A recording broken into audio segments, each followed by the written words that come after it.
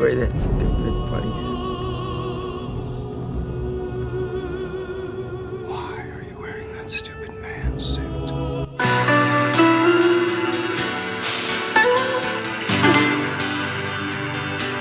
Donnie Darko. Strange and surreal tale about the interferences with the space-time continuum and parallel timelines.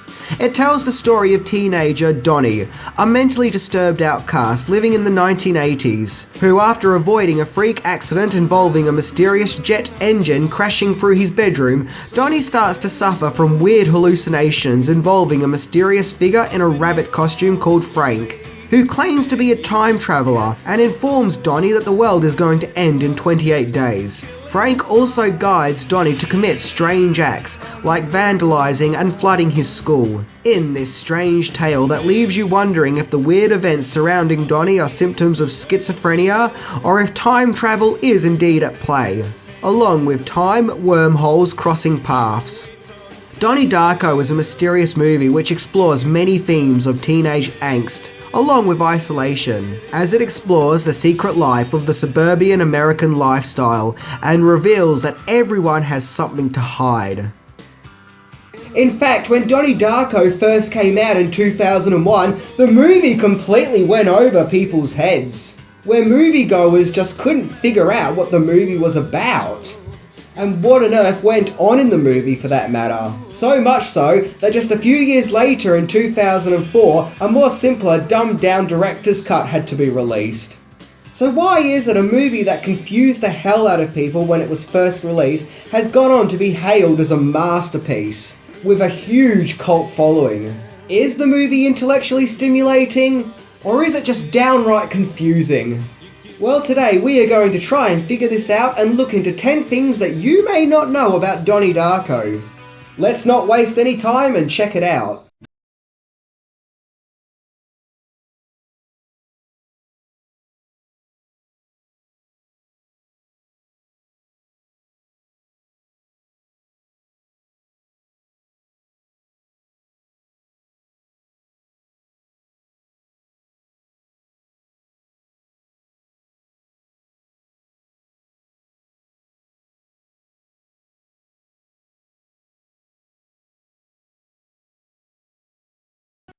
I met a new friend.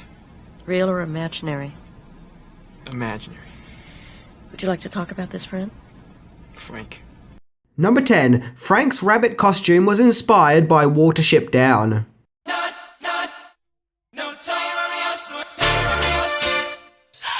The most recognisable piece of imagery associated with Donnie Darko is without a doubt the creepy as hell looking rabbit costume that we see the character Frank wearing. I always felt this thing looked so deranged and creepy. Well, the suit itself was inspired by Richard Adams' novel Watership Down, which tells the story of a group of rabbits fleeing their warren to find a new home, and the struggles that take place along the way. And both book and movie version are surprisingly gruesome and violent. Watership Down even gets a big mentioning in the director's cut.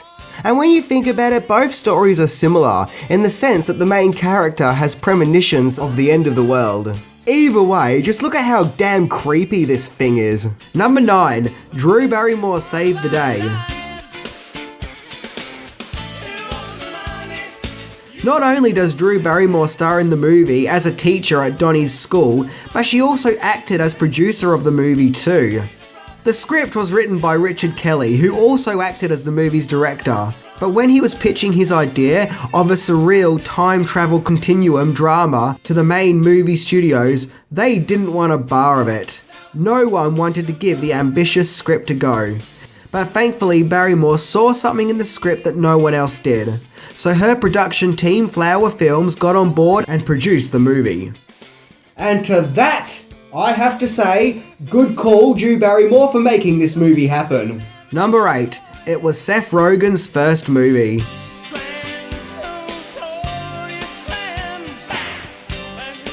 Although Donnie Darko had an impressive cast of established actors, including Drew Barrymore as mentioned, along with Patrick Swayze, it also introduced a heap of new talents to the world of cinema, many of whom have gone on to become megastars, such as Jake Gyllenhaal, Maggie Gyllenhaal, and Jenna Malone. But what many people forget is that Donnie Darko also introduced the world of cinema to future funny man Seth Rogen, who plays a sort of henchman to the town bully. Although he is just a background character, his character is still a completely different role to the lovable kind of characters he would become well known for. And well, because of this movie, I will forever have the image in my head of Rogen telling Jenna Malone that he likes her boobs. I like your boobs. Priceless. Wait.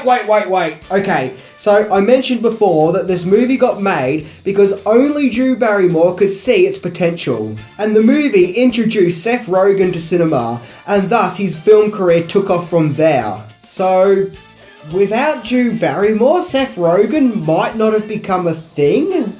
Well, this is getting more twisted than the movie's plot itself. Number 7, Donnie Darko was nearly a straight-to-video release.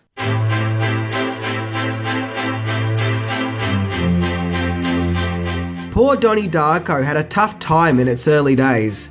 For starters, no one believed in it, as mentioned, and when it was finally released, people just didn't understand it. But there is so much more to the troubles of Donnie Darko. The movie was a rush job, filmed in just 28 days, which spookily mirrors the movie's real time frame.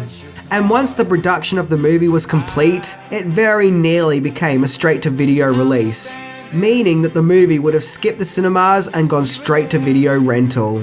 But thankfully the movie got some attention at the Sundance Film Festival, which prompted a cinematic release with the movie debuting in cinemas on October the 26th, 2001. However, the movie had yet another hurdle: the 9/11 terrorist attacks. You see, Donnie Darko was released just 1 month after the catastrophe that was 9/11, and because of this, advertising the movie was drastically limited down, because the movie involved an aeroplane crash. Yeah, talk about bad luck. So many people probably didn't go and see the movie because they weren't even aware of it. And being made on a budget of $4 million, Donnie Darko only made back a measly $7 million. However, it's when the movie was released on DVD is when its success really took off. Number 6, Vince Vaughn was nearly Donnie Darko. Wait, what?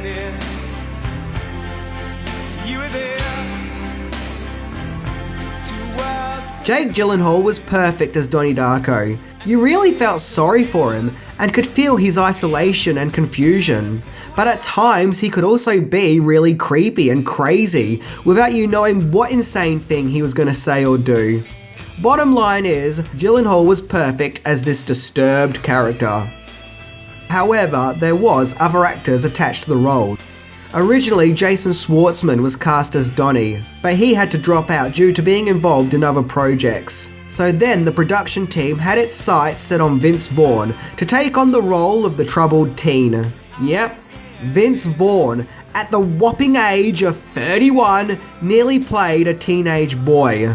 Although Vaughn met up with the crew several times, I think he himself knew that he was just too damn old to play a school kid, so he left the project. Mark Wahlberg was then in the running. Wahlberg would have been about 29 at the time and still a bit too old, till finally, after seeing October Sky, the movie's production was sold on Gyllenhaal and he was cast. Number 5, there is a sequel.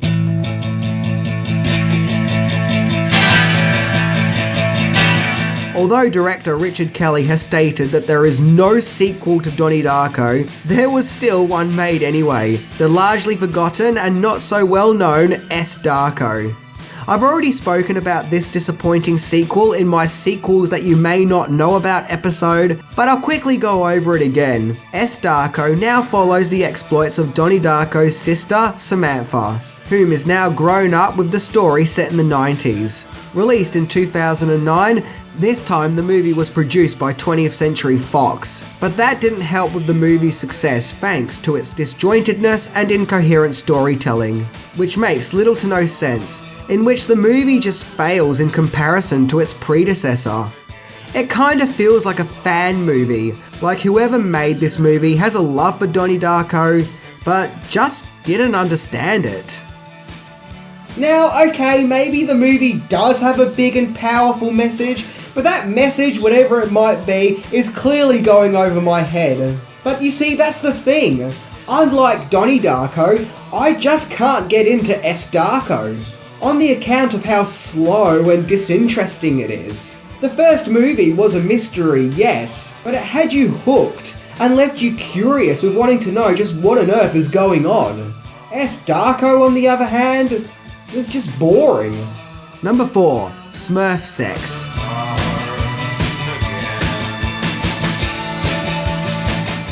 What's the point of living if you don't have a dick?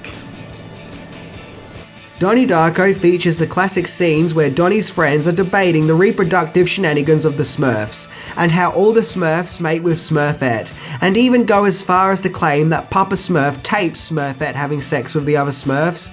Well, what about Papa Smurf? I mean, he must get into the action. Yeah, what he does, he films the gangbang. Later on, he beats off to the tape. Until a frustrated Donnie declares that Smurfs don't even have genitals. Smurfs are asexual. They don't even have reproductive organs under those little white pants. Well, in order for this scene to take place, the production team had to get permission from the holder of the Smurf license in order to do so. Wow, I would just love to know how that conversation went down. Yeah, hi, is this the guy who owns the Smurfs? Well, yeah, we're making a movie about a time-travelling rabbit called Frank, and in the movie we want to talk about how all the Smurfs bang Smurfette while Papa Smurf records them. Is that okay? Number 3. Alyssa Milano was not a fan of the movie's script.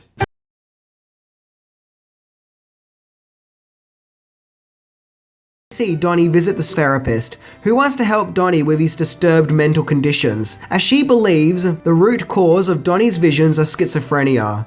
In one scene in particular, the therapist hypnotizes Donnie, where he reveals that he has a massive crush on Christina Applegate. I just turned down the volume and thinking about fucking Christina Applegate. And even goes to masturbate before the therapist snaps him out of the hypnosis. Well, originally in the script, it wasn't Applegate that Donnie fantasized over, but was in fact Alyssa Milano.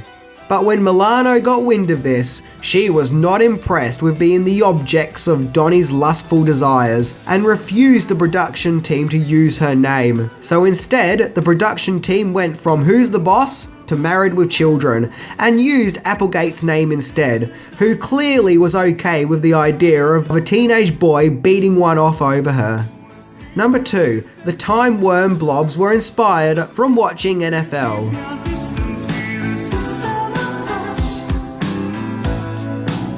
A pivotal moment in Donnie Darko is when Donnie discovers that we all have time portal worms coming out of our stomachs. It's both an interesting idea and surreal, and demonstrates how we all have our own individual timelines. Well, this idea came from director Richard Kelly one night while watching a John Madden NFL analysis while high. He explained that Madden would freeze frame the picture and draw arrows coming out of the players' chests and stomachs, showing the direction the players were going in. And obviously whatever Kelly was on, being one hell of a drug, inspired him to create the time wormholes that come out of people in Donnie Darko.